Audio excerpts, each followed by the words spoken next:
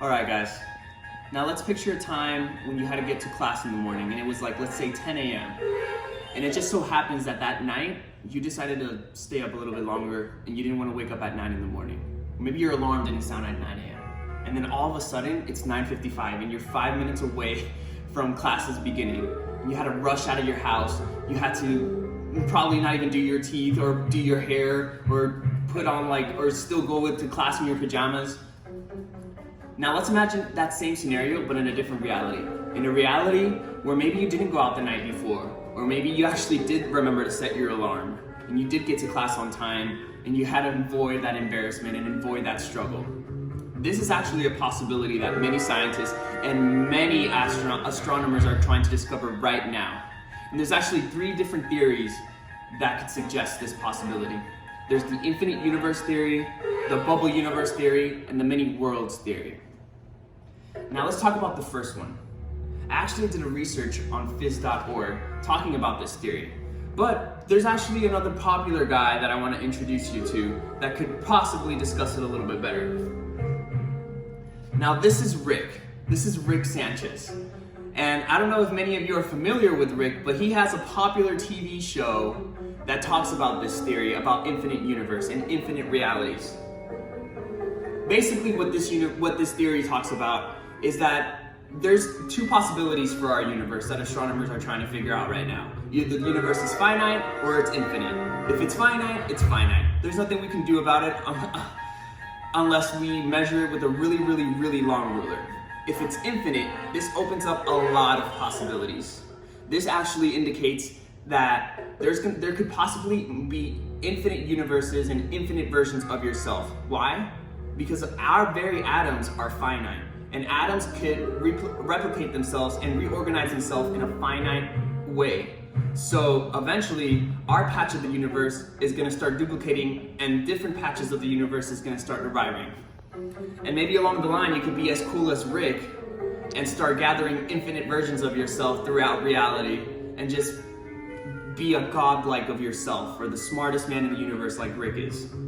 Now the second theory is called the bubble universe. And on space.com, they actually talk about different theories, but this is the one that stood out to me the most. So if you actually remember about how our universe was created, the Big Bang theory, they suggest that during the Big Bang, our universe actually inflated super fast, and it was called eternal inflation. Basically what this means is that the universe inflated all at once and that it stopped inflating, which this universe kind of strikes out a little bit because astronomers right now can actually see that the universe is expanding, but maybe it's expanding from our point of view because maybe it actually stopped expanding thousands or maybe even millions of years ago and we just haven't noticed it yet because the light hasn't reached to us.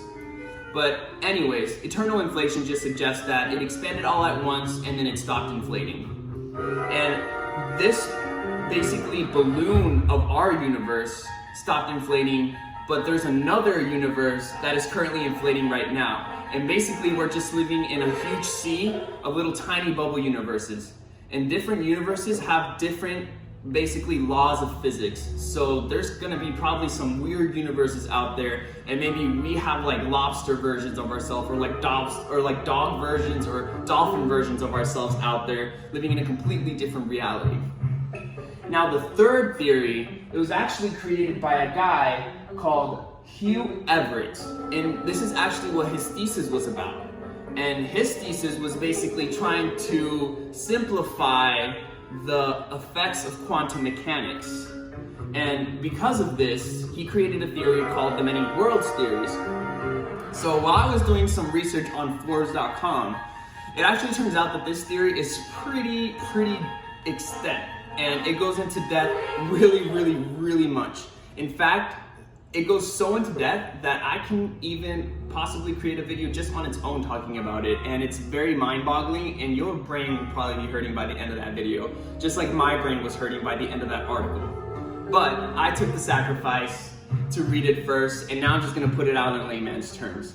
Basically, what this many worlds theories is suggesting is that the way that quantum mechanics works, the mathematics of it at least, it's based off of probabilities, and it doesn't really have like a concrete solution like many other mathematical problems.